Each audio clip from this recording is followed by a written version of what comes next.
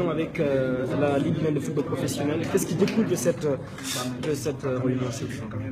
Bon, disons que c'est une réunion extraordinaire qui est vraiment porteuse pour notre football, qui parle déjà du projet pour 2017-2018.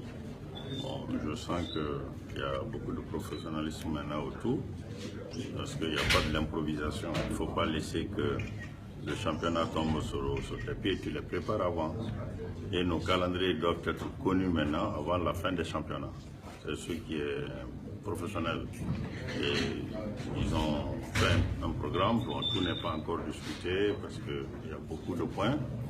Moi, j'étais venu pour, si vous voulez, l'ouverture de la réunion extraordinaire. Et quand toutes ces réunions-là aussi vont terminer, et je suis rentré hier avec une délégation venant du congrès de la CAF, où il y a des lois importantes qui sont votées sur le plan du football africain et sur le football mondial. Donc on sera obligé aussi de se mettre à jour, parce qu'aujourd'hui c'est tous les pays qui se mettent à jour, ce n'est pas la Guinée seulement. Et maintenant ce qui sera discuté ici sera uniformisé en fonction des décisions de la FIFA et de la CAF. Voilà, quels sont les changements attendus pour la saison prochaine? Non, ça vous viendrez, ça sera une réunion à part, parce que je n'ai pas fait encore le compte rendu au bureau exécutif ni aux différentes ligues. Et quand on travaillera, et vous aurez le rendu. Monsieur le Président, maintenant, nous sommes très ouverts, ce qu'on vous a dit à la fédération. Une fois quand on finit, on vous transmet tout de suite ce qu'on vient de le dire. Une réaction par rapport à la Côte d'Ivoire, l'élimination en dents de scie. Non, c'est surprenant, parce qu'aujourd'hui, les lois du football sont claires. Je ne pensais pas qu'on était encore dans le passé avec la francophonie. Mais le football aujourd'hui, quand vous jouez, le problème, le goal différentiel arrive quand vous n'êtes pas, quand vous êtes en égalité, quand vous êtes en égalité en confrontation directe. Mais la confrontation directe départage aujourd'hui les équipes. Les équipes, normalement, la Guinée première, la Guinée devait passer. J'étais très surpris qu'ils disent que non, que c'est la loi du passé, qu'il faut le goal différentiel. Ça n'a aucun sens. Donc, bon, je pense que c'est du favoritisme, ça, il faut passer.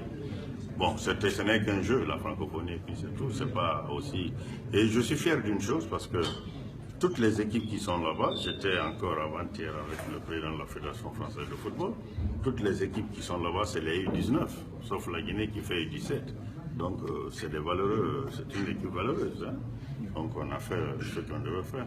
Monsieur le Président, vous sortez du symposium de la CAF à Rabat, justement, vous parlez du changement qu'il y a eu à la tête de la CAF.